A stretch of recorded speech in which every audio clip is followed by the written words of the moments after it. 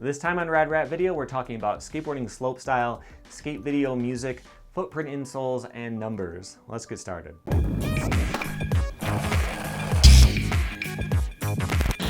Welcome back to Rad Rat Video, the channel where you can learn something new about skateboarding 3 times a week. We talk about all different kinds of skateboarding cultures, stuff from brand breakdowns to trick histories to learning tricks on the shred school, and this series, which is called Ask Reddit, where I answer your questions about skateboarding. So, I've got 4 questions for you from 3 people today. The first one is from ZJ to the H, who says, do you think there will ever be skateboarding slope style since Red Bull Heartlines, Dew Tour street style, and skatecross are a thing? So I had to look up skatecross, hadn't seen it before. I'll show you some footage right here. And it's basically like a BMX dirt course type of thing. And that is pretty cool, and I enjoyed watching it. I don't think it really has the same kind of appeal from a contest perspective, you know, like outsiders wanting to watch it. It's not all that exciting to watch if you're not a skater to me, but I thought it was kind of cool. I don't know if that particularly is going to catch on that much because it's not out of dirt, so it's a lot harder to make. So where I grew up in my high school, there was this kid who had a BMX, or maybe it was a dirt bike, course like that went all the way around his house. Had all these jumps and stuff going around his house, and they're all made out of dirt, so it was possible to have this huge track all the way around his house. And the other thing about it being dirt is that you could tweak it. You aren't getting enough air out of this one. Maybe you can, dig into it a little bit, make it a bit steeper, that kind of stuff. But if you have to do it all out of wood, that makes it a lot harder to manage. So people aren't really going to be able to practice on these things that often.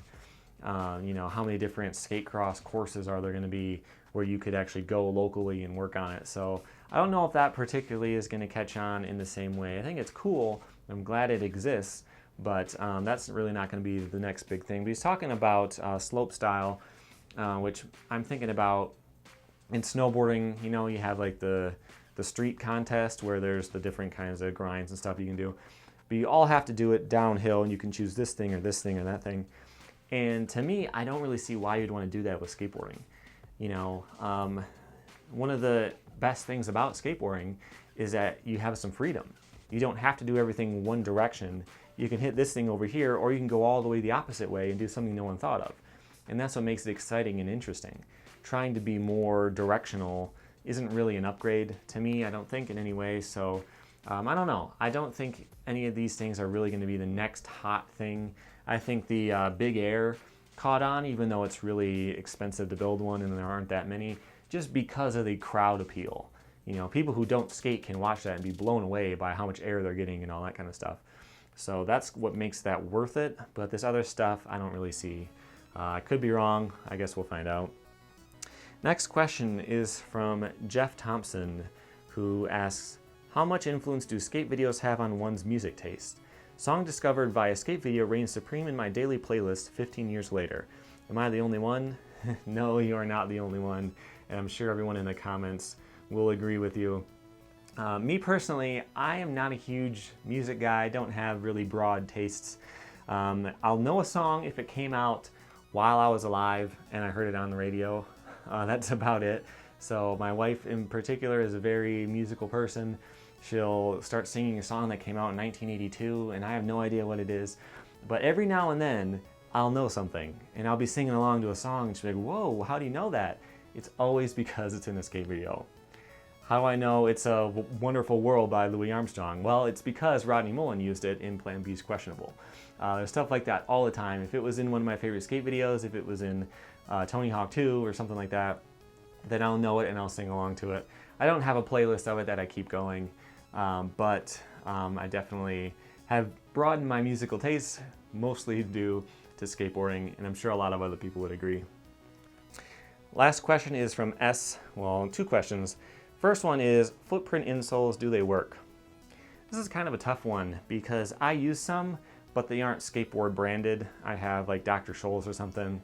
At some stores, they have a big machine you can stand on, and it'll measure where the pressure points on your feet are, and it'll recommend a semi-custom footprint thing that you can get.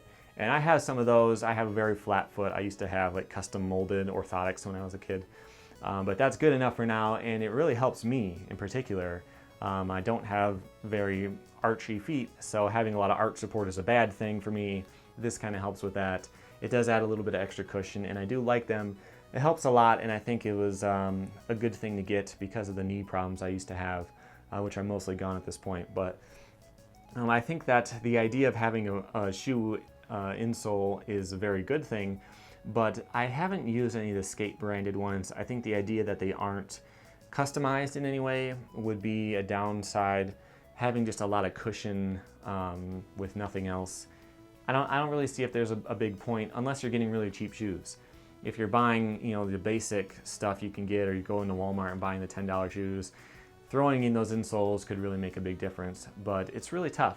I used to have these Vans that I got, I don't know, 15 years ago now, but they had this really huge arch bump inside the shoe, and it was really uncomfortable for me because my feet are all weird, and I could see trying to put an insole on that, and then it doesn't really fit because it's got that bump in there. You know, it really depends on what kind of shoes you're getting and what you need them for.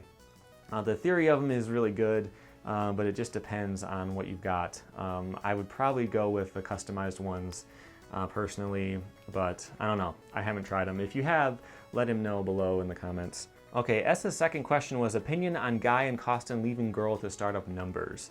So there's a lot of different ways to talk about that. They've both been at Girl for a million years. Is it a bad thing that they left and started their own thing? I don't know. I mean, I don't know about the personal like friendships and relationships and all that at that place, but you know, the longest I've ever worked a job, being almost 30, is like 2 years. I've always been jumping from different jobs and everything. That's very common these days. A lot of people do that. So is there anything wrong with wanting to start out on your own and do your own thing? Of course not. I went from having a job to being self-employed, and I really enjoy it. So being able to do something like that, I don't think there's anything like morally wrong, like they were being disloyal or anything like that. I don't know the details about it all, but I don't think there's any big problem with that.